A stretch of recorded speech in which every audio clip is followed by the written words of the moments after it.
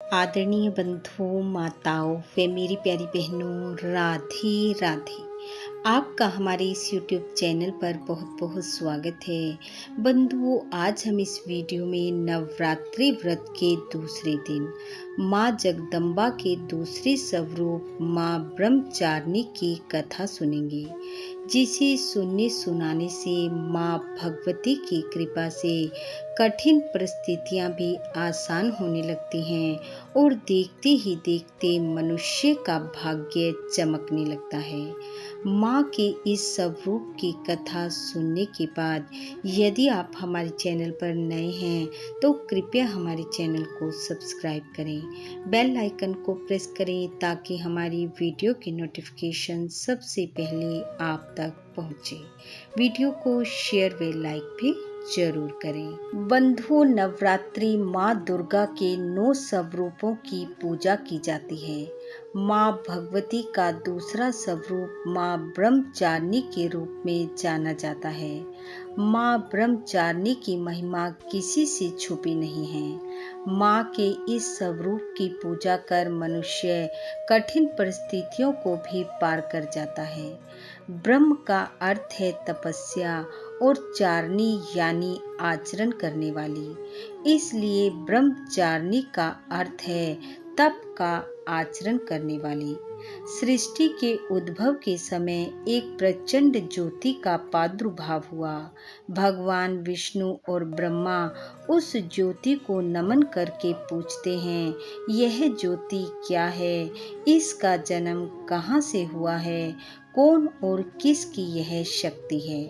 तब भगवान शंकर उसे अपना ही स्वरूप कहते हैं, क्योंकि वह ज्योति निर्विकार और शब्द वाणी के रूप में थी। अतः इसे सदा शिव की शक्ति भी कहा जाता है। माँ के इस स्वरूप की शक्ति किसी से छुपी नहीं है।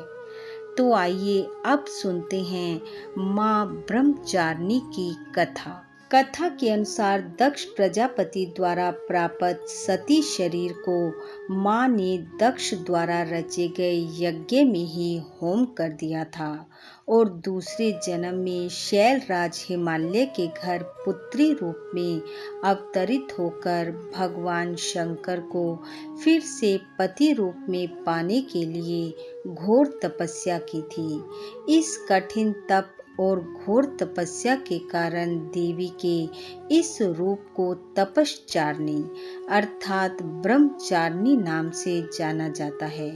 माँ के इस रूप में दाएं हाथ में माला और बाएं हाथ में कमंडल है।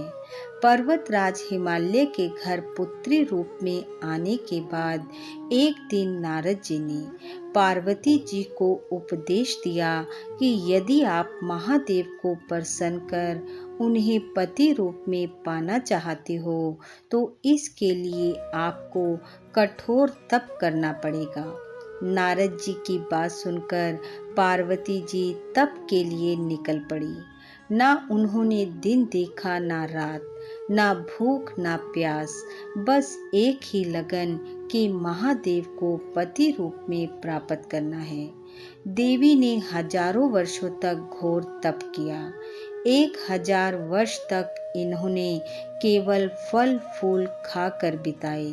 100 वर्षों तक केवल शाक खाकर तपती अग्नि के सामने तप किया।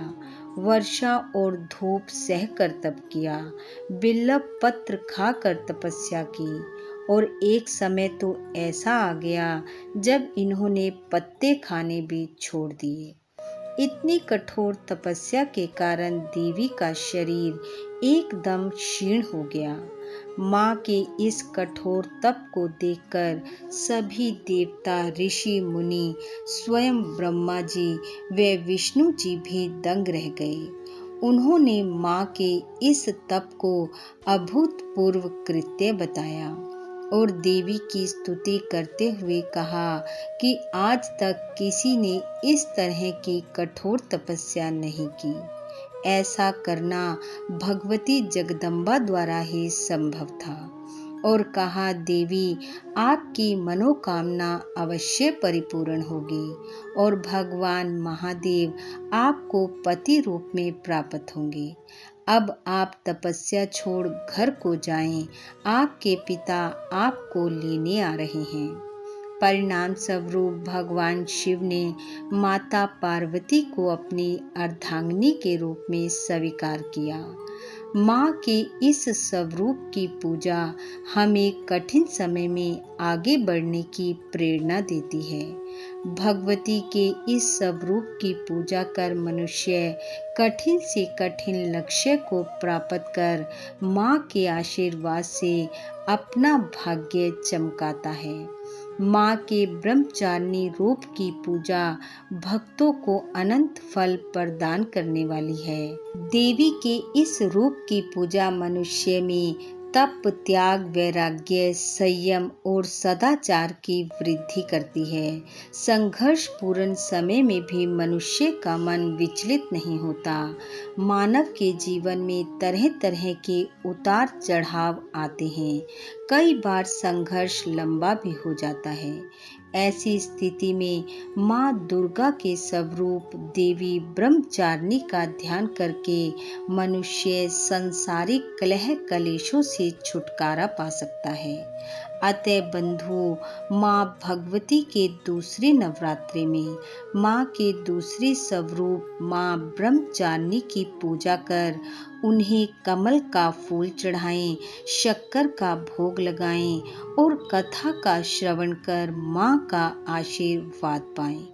माँ के ये नवरात्रि आप व आपके परिवार के लिए अति शुभ व मंगलकारी हों। देवी की कृपा सदैव आप सब पर बनी रहे। इन्हीं शुभकामनाओं के साथ आप सबका बहुत बहुत धन्यवाद। राधे राधे।